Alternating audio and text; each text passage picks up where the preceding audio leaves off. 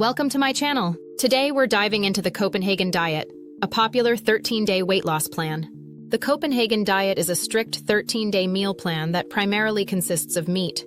Each day starts with black coffee and bread, followed by 180 gyro of ham or cod for lunch, or perhaps 2 boiled eggs. Dinner typically includes 150 of steak or 200 of chicken. This method aims to boost metabolism and accelerate weight loss through rigorous dietary control. The plan must be followed strictly for the full 13 days, and it's claimed that you can lose at least 13 pounds upon completion. We all know that when daily calorie intake is lower than daily calorie expenditure, weight loss occurs. An adult's basal metabolic rate is about 1600 kcal per day. According to the Copenhagen Diet's calorie count, the average daily intake is around 600 kcal. This significant calorie deficit naturally leads to weight loss. So the secret to the Copenhagen Diet's success is creating a calorie deficit, which is essentially a form of fasting. Approximately 90% of women have a total daily energy expenditure of around 1650 kcal, which can rise to about 2000 kcal with exercise.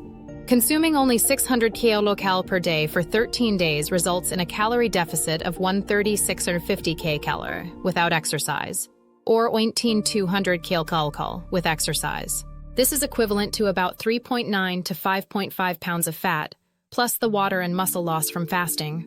Losing 13 pounds seems plausible, and if you have a higher initial weight, losing 22 pounds isn't out of the question. The Copenhagen Diet, like many other fasting methods, operates on the principle of eating less. The weight loss comes from consuming fewer calories, not from any magical food combinations. Fasting, starvation, and other bizarre diets would eliminate obesity if they truly worked for most people. Diets like the apple diet and tomato diet have also gained popularity, but eventually faded due to their unsustainability. Fasting diets are widespread because they offer quick results and are easy to implement. You'll hear many success stories from people who lost weight in just 13 days.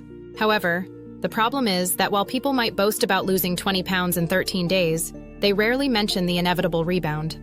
After 2 months, they might still be proud of a slight weight gain, but after 8 months, when they've regained all the weight and more, they won't admit it.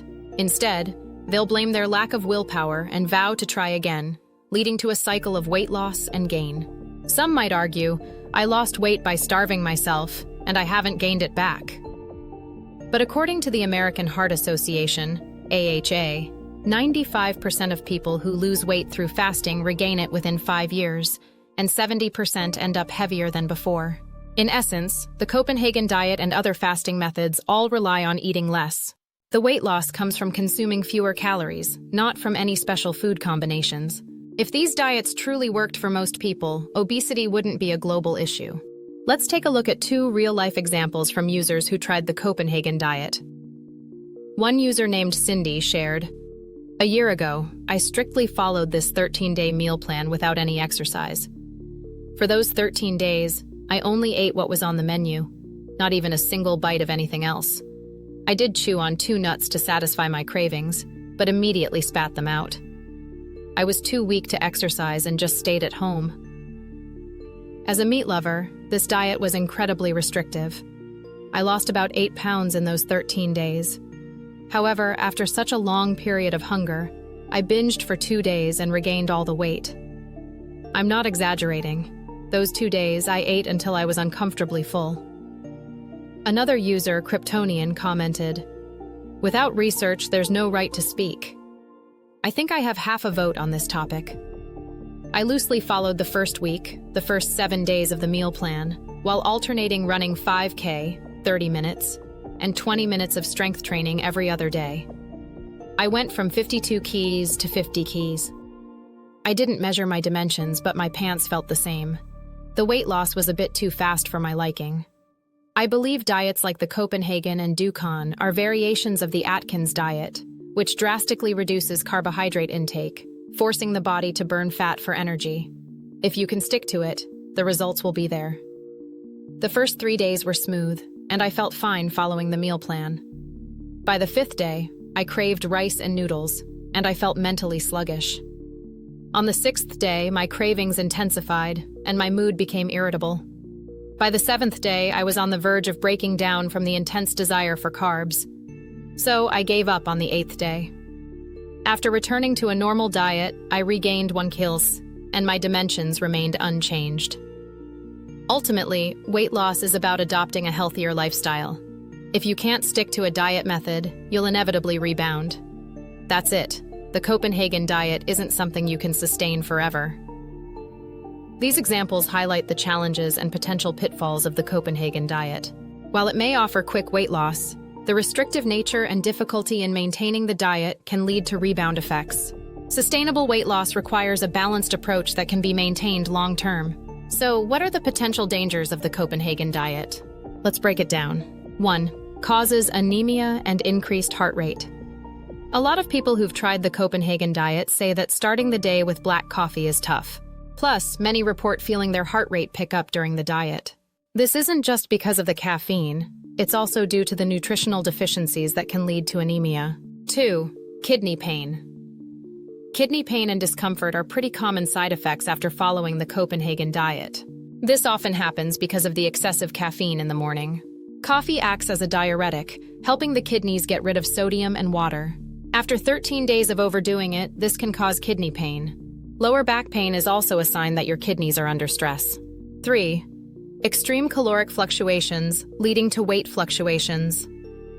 After a few days, the diet allows you to eat 250 grams of chicken or beef per day. According to the U.S. dietary guidelines, adults should get about 70 grams of protein daily.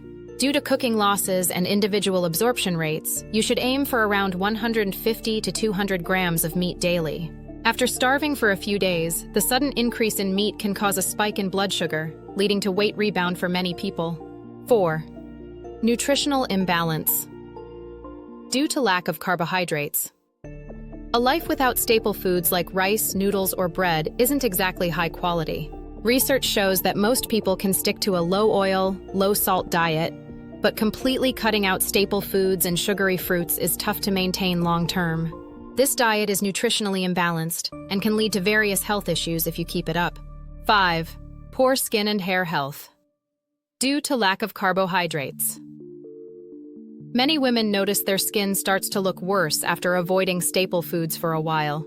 Their once smooth and radiant skin becomes rough, saggy, and dull. Hair loss also increases, and hair can become either dry or greasy. Low carbohydrate intake can lead to ketosis, causing a fruity breath odor. Some women who only eat vegetables and fruits may experience protein malnutrition, iron deficiency, anemia, amenorrhea, ovarian atrophy, and even edema. 6. Increased risk of multiple diseases. Your gastrointestinal system needs certain components to function. If your diet is low in carbohydrates, what are you replacing them with? If you're swapping staple foods for high-protein, high-fat foods like meat and eggs, you can end up with electrolyte imbalances, low blood pressure, fatigue, arrhythmias, ketosis, high uric acid, gout, osteoporosis, kidney stones, and kidney dysfunction. Plus, a long-term high-fat, low-carbohydrate diet can inhibit insulin secretion, reduce insulin sensitivity, and eventually promote diabetes. So, the Copenhagen Diet is really only good for those looking to drop weight fast. If you're aiming for long-term sustainable weight loss, you should be cautious. Most people will stay in a fat-prone state due to the low-calorie intake. If they go back to a normal diet right after the plan, they'll likely regain and even exceed their initial body fat levels. In the end, it's important to have a sensible understanding of any weight loss method. Sacrificing your health for the sake of losing weight is never a good idea.